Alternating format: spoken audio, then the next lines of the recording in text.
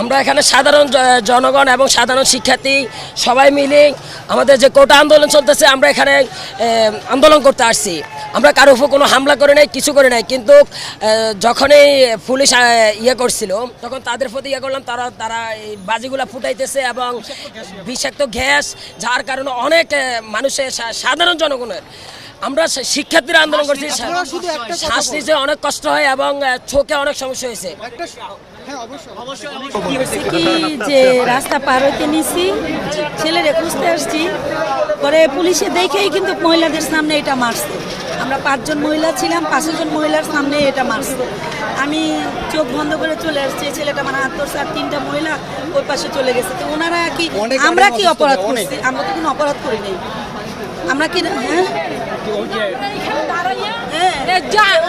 আদায় করতে চাইছি, আমরা আমাদের আদায় করতে চাইছি, কিন্তু আমার গোল ওই রকমই একভাবেই করতে আছে।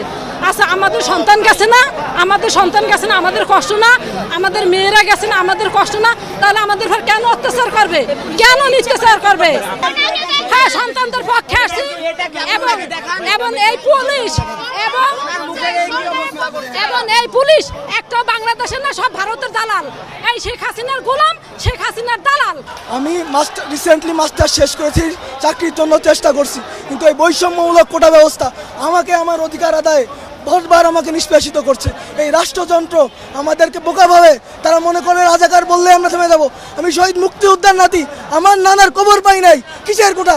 নিজের যোগ্যতায় ঢাকা বিশ্ববিদ্যালয়ে চাকরি পাইছি, ঢাকা বিশ্ববিদ্যালয়ে চান্স পাইছি, কোনো কোটা লাগে নাই। আজকে ছাত্রলীগ যুবলীগ, কারা ছাত্রলীগ যুবলীগ? আমরা জয় বাংলা স্লোগান দিয়ে মরুতে গেছি, আজকে আমরা রাজাকার। কিসের আন্দোলন, কিসের এই পুলিশ লীগ? আজকে আমাদের ক্যাম্পাসে বিসি এই ছাত্রলীগ যুবলীগকে স্থান করে দেওয়ার জন্য পুলিশ বিজিবি নিছে। পুলিশ বিজিবির কি শিক্ষার অভাব? তাদের ঢাকা বিশ্ববিদ্যালয়ে শিক্ষা নেওয়া লাগবে।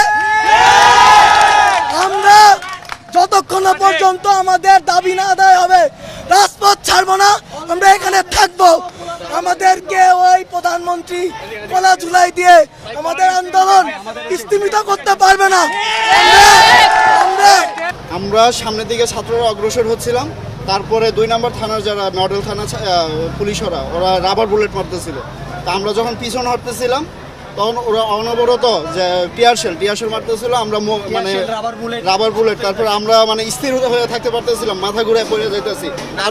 তার উপরে রাবার বুলেট মারতেছে ফ্রন্ট সাইডে আইসা। তো আমরা কি সাধারণ ছাত্ররা কি আন্দোলনে নেমে কি ভুল করছি?